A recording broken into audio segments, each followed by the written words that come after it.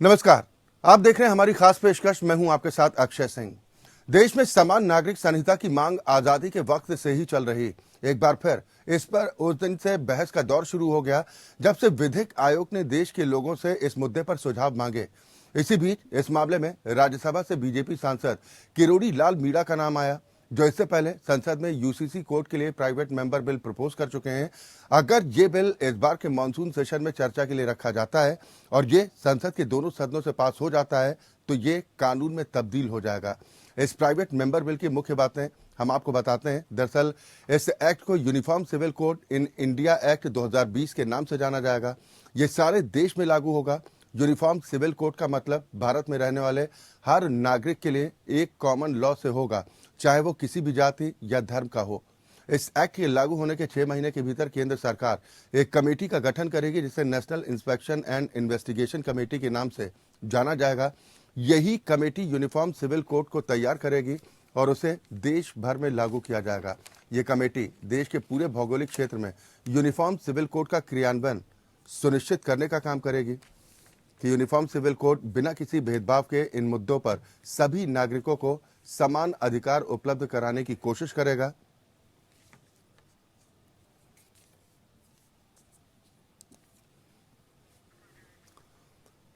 यहां तो सवाल इस बात को लेकर भी उठ रहा है कि आखिर कितना आसान होगा देश में यूनिफॉर्म सिविल कोड को लागू करना।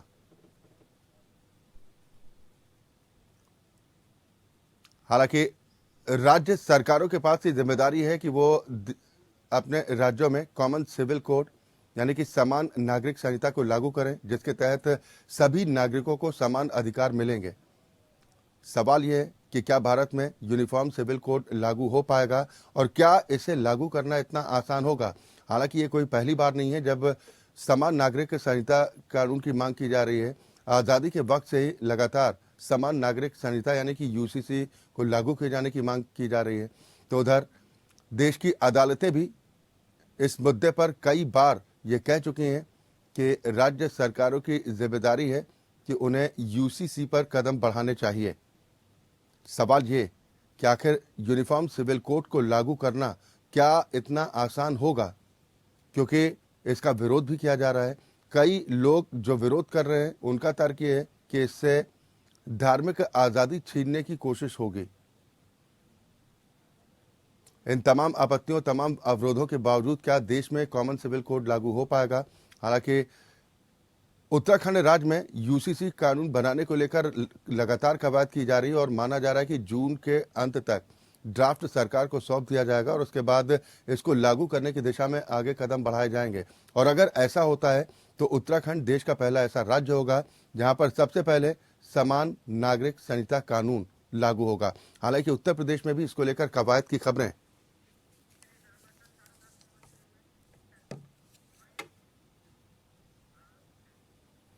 जहां आज हम कॉमन सिविल कोड पर चर्चा करेंगे। सभी खास मेहमान हमारे साथ जुड़ चुके हैं। सबसे पहले अपने दर्शकों की मुलाकात अपने आज के सभी सम्मानित अतिथियों से। मेरे साथ मनोज पंडित जी हैं, आप नेता भारतीय जनता पार्टी हैं। कांग्रेस का प्रतिनिधित्व करने के लिए जयकरण वर्मा साहब हमारे साथ इस कार्यक्रम का हिस्सा हैं। संजय चक्रवर्ती जी हमारे साथ इस कार्यक्रम में शामिल हैं, आप नेता टीएमसी हैं। और सुप्रीम कोर्ट के वरिष्ठ अधिवक्ता डॉक्टर प्रदीप शर्मा जी हमारे साथ इस कार्यक्रम का हिस्सा हैं। बहुत स्वागत है आप सभी का। शुरुआत प्रदीप जी मैं आपसे ही करना चाहूंगा। यूनिफॉर्म सिविल कोड आज देश के लिए कितना जरूरी है? अक्षय जी, वैसे तो ये कोई नया मुद्दा नहीं है जो देश के सामने आया है जी। 2018 में भी जब 21st राउंड हुआ तो उसमें भी प्रपोज हुआ था 2018 के अंदर ये जी। लेकिन किसी कारण से इम्प्लीमेंट नहीं हो चुका।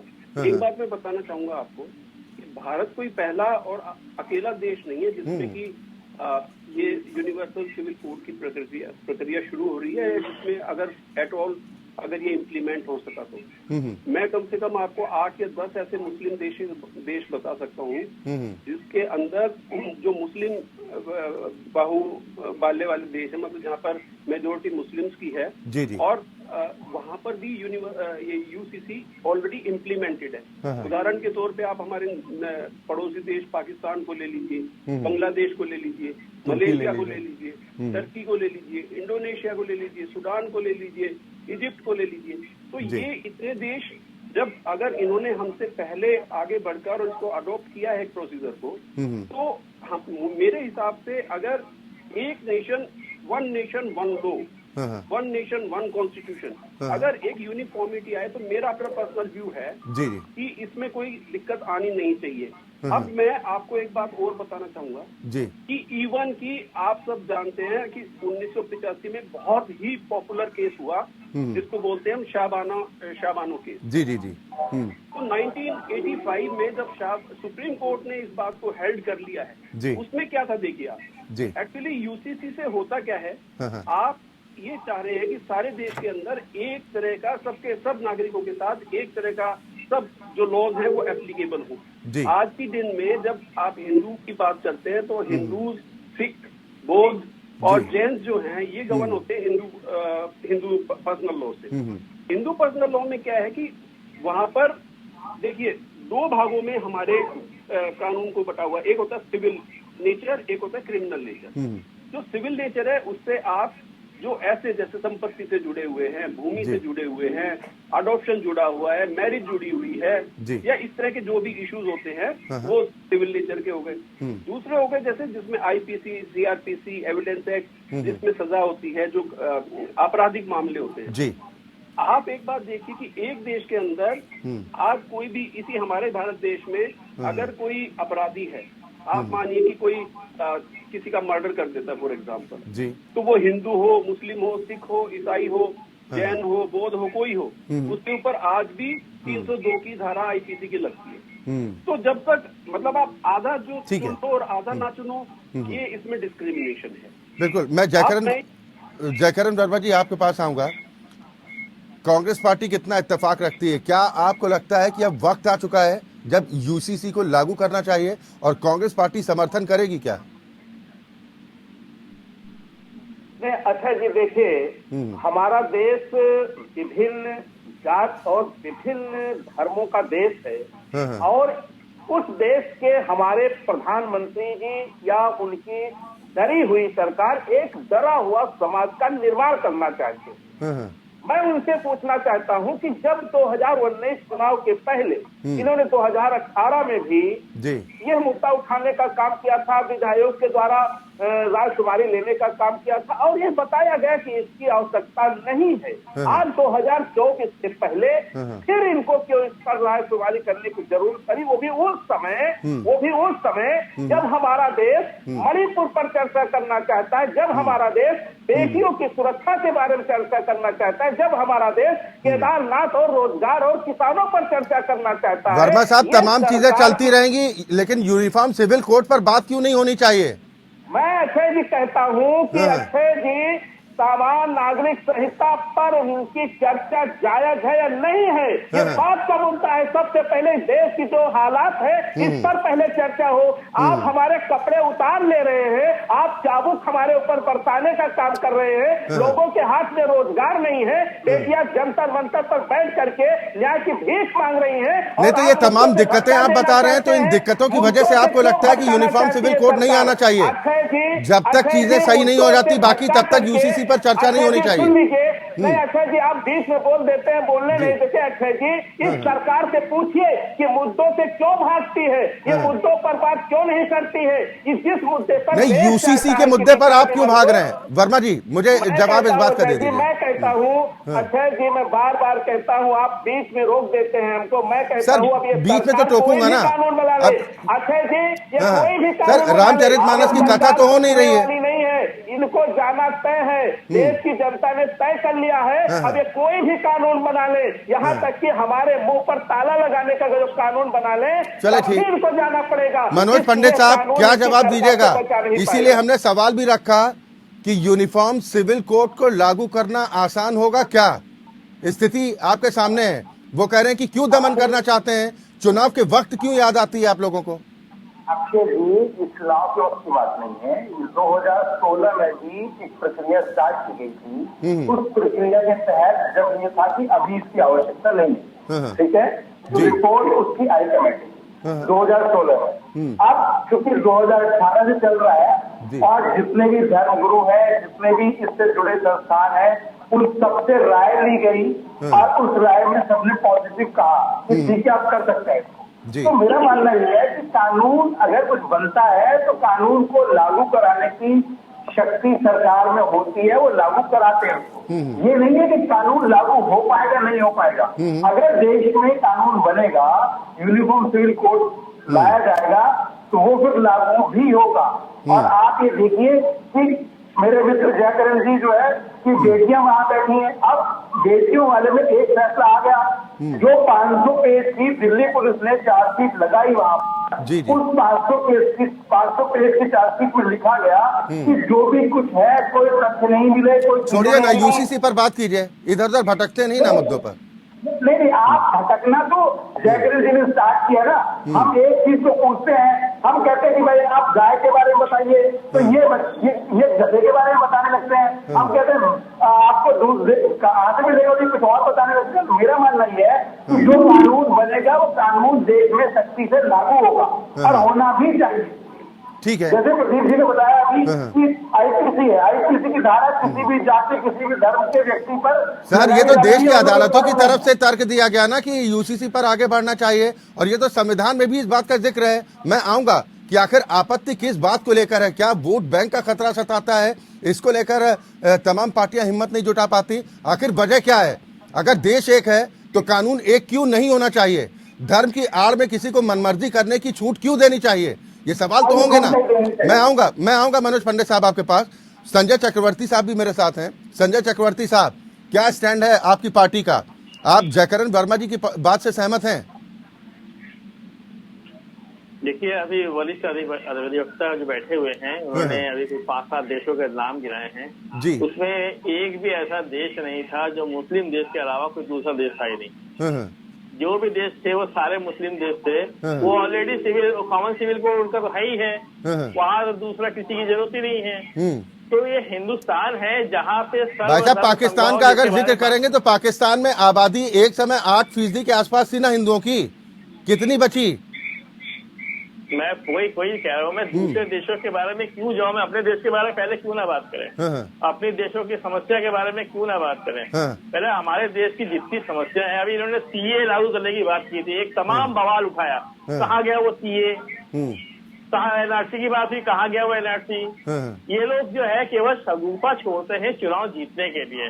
अभी चूंकि हालत इतनी पतली, इतनी खराब है कि ये जो भी कुछ जो काम करते हैं, पुल बनाया पुल टूटता है, सड़क बनाया सड़क टूटता है, पार्क बनाते हैं पार्क टूट जाता है, ये इतना बेटियों के बारे में इनकी कोई राय है, तो ये जो कुछ भी करते हैं हमने ये मुगलों का जो है ये इस तरीके से काम कर रहे हैं। मुगलों ने जो काम किया था वो 500 साल पहले जो काम किया था वो यही काम वो कर रहे हैं। मुगल ने क्या किया था कि उन्होंने कुछ ऐसी चीजें धरोहर छोड़ी थी जो आज भी जिंदा है, लेकिन ये कुछ धरोहर ऐसा बनाना चाहते हैं जो 6 महीने नहीं टिकती।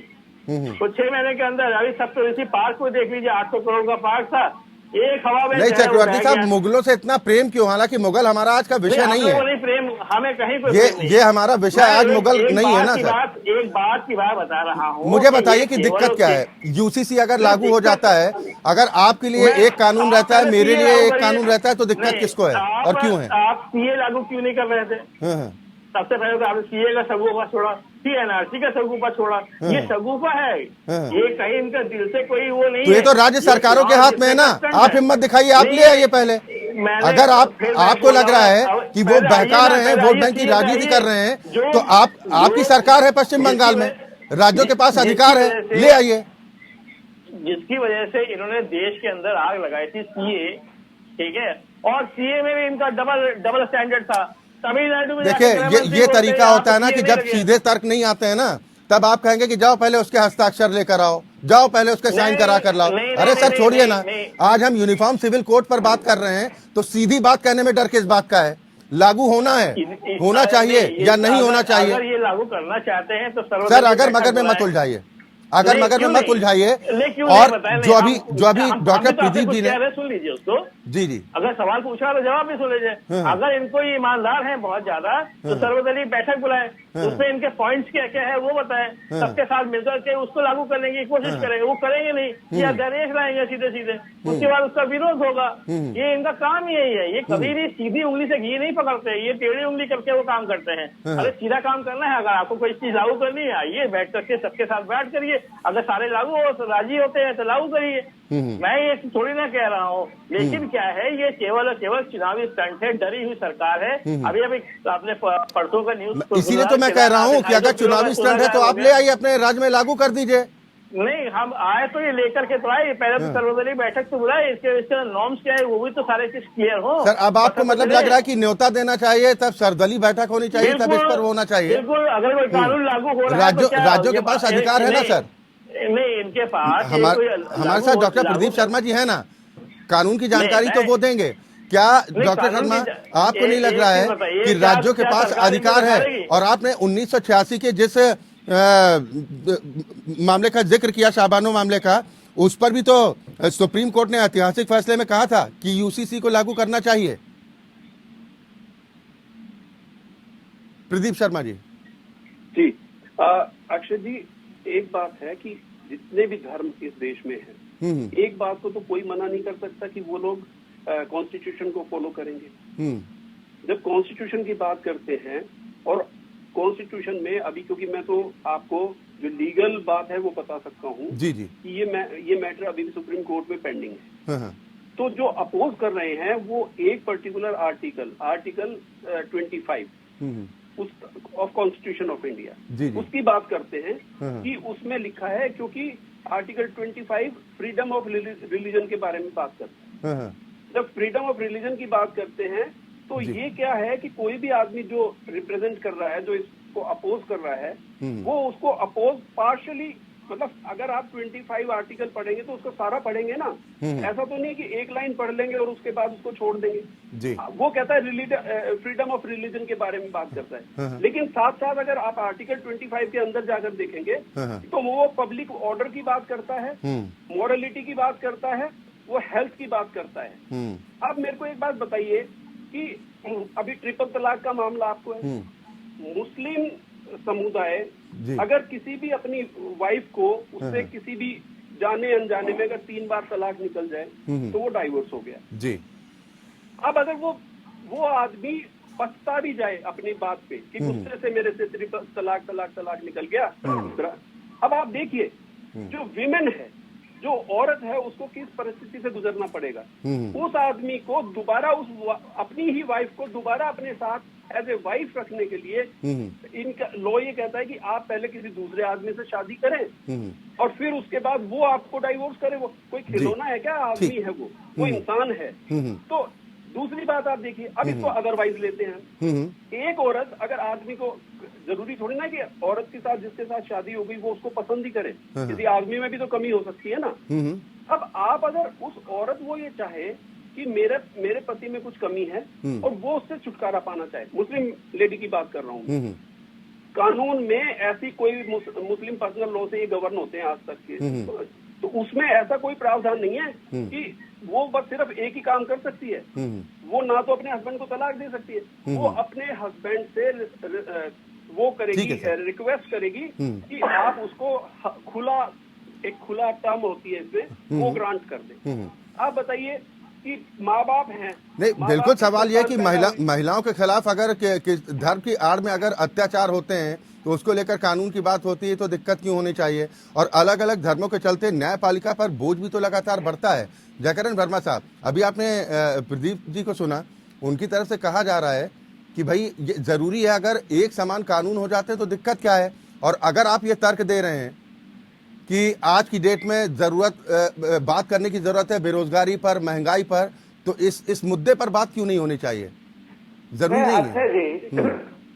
अच्छा जी, एक देश एक विधान एक कानून, ये नारा बड़ा अच्छा लगता है। बार बार मैं कहता हूं कि हमारे देश का जो संविधान है, क्या संविधान हमारे देश का अच्छा नहीं है? क्या भारतीय जनता पार्टी, मोदी सरकार ये चाहती है कि संविधान से चलने वाला देश अच्छा नहीं, संविधान को खत्म कर देना चाहिए, बदल देना चाहिए? ये मैं इस पर चर्चा से पहले एक बार इनको सोचना पड़ेगा। क्या हमारे देश में आदिवासियों के लिए कानून नहीं बना है, अल्पसंख्यकों के लिए कानून नहीं बना है, दलितों पिछड़ों के लिए कानून नहीं बना है? लेकिन सच तब होता है, मनसा खराब तब होती है जब ऐसी सरकारें आ जाती है, उन कानूनों का पालन नहीं होता, उसी कानून को एक चाबुक बना करके। सर देखिए ना, जिस संविधान की दुहाई आप दे रहे हैं उसी संविधान की फिर हत्या के आरोप लगते हैं। शाहबानो केस का ही जिक्र हो रहा है ना, उसी समय की बात हो रही जब सुप्रीम कोर्ट ने ऐतिहासिक फैसला दिया। तो क्या कांग्रेस की मजबूरी है सर? नहीं सुनिए, तो क्या ये कांग्रेस की मजबूरी है कि तत्कालीन राजीव गांधी सरकार ने शरीयत को प्राथमिकता देते हुए सुप्रीम कोर्ट के आदेश को ही पलट दिया था? गलत है, इसलिए मजबूरी है। अक्षय जी, मैं बार बार आपसे कह रहा हूं कि ये कानून बनाते हैं तो बनाना, ये कानून नहीं, ये संविधान को बदलने की ताकत मोदी सरकार में। और सर संविधान के अनुच्छेद 44 के तहत यूसीसी का जिक्र किया गया है। संविधान के अनुच्छेद 44 के तहत क्या बात आप कर रहे हैं? हाथ जोड़कर निवेदन है अक्षय जी, अगर तो मुझे 20 सेकंड भी आप समय दे देते, कितना सवाल आप पूछते हैं उतना तो हमें लगता है कि भारतीय जनता पार्टी के प्रवक्ता नहीं पूछते। देखिए है कि आप पूछते सवाल, हो, मैं तो आपसे जानना चाह रहा हूँ ना कि आपके तर्क क्या हैं, क्यों विरोध होना चाहिए? अक्षय जी, इसी बहाने भाजपा के प्रवक्ता आपसे बोले, साथी पता करे और जनता की आवाज तो सुनना चाहिए, जनता की आवाज तो सुनना चाहिए। दुख के साथ मुझे कहना पड़ रहा है, दुख के साथ मुझे कहना पड़ रहा है, देश की बेटियों की आवाज माननीय मोदी जी के कानों तक नहीं पहुंचती। और जो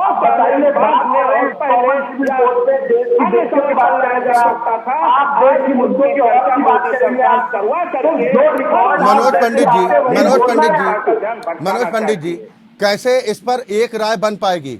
अभी चक्रवर्ती साहब की तरफ से कहा गया कि भाई कम से कम सर्वदलीय बैठक बुला लीजिए, चर्चा तो कीजिए।